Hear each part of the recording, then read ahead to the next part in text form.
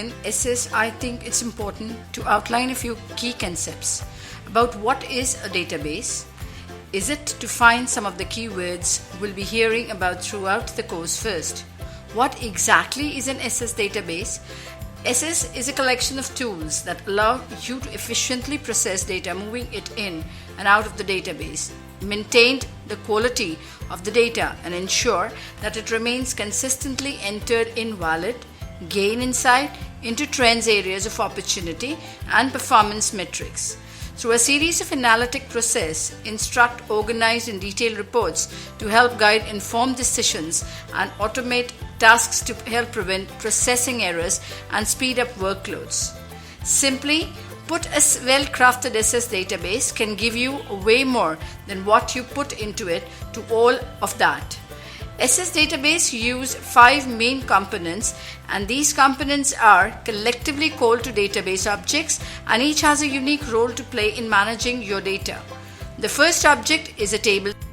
Tables as where the data lives. They provide a structured home organized into fields and records. The next object are queries. Queries are literally questions you have about the data. Queries score through the data tables to find the answer to a question. And then functions, just like a table, forms provide the interact framework for your database. They hold buttons for moving from task to task, text entry fields to a query or report. Report gather records from tables or queries and then format them to standardized page layout ready to be printed, exported, or emailed to colleagues.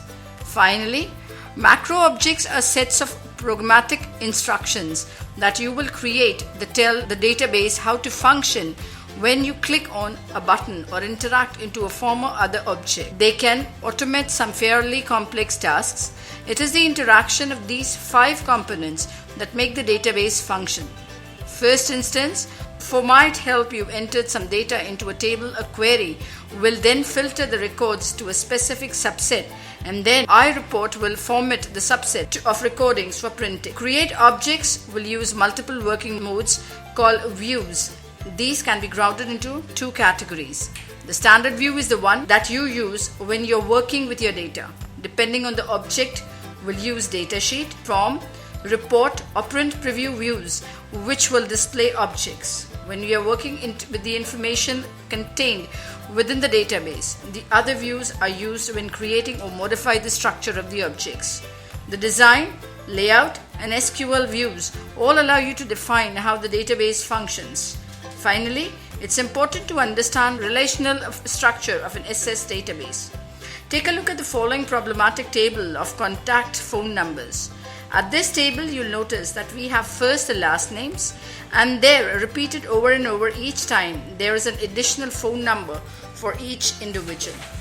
We can structure the data a little bit differently, but that instructs a new problem.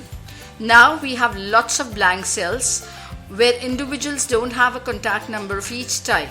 Further, this table won't grow very well. What happens if we want to add in a fax number for an individual or a second office number? We would have to alter the structure of the table and add additional columns to accommodate those types of changes. A relational database solves both of these problems.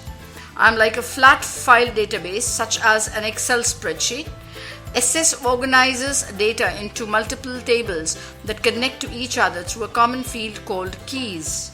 Using the exact same data, we can organize our phone numbers like this, where we have one table that's just about our people and another table that's just about phone number.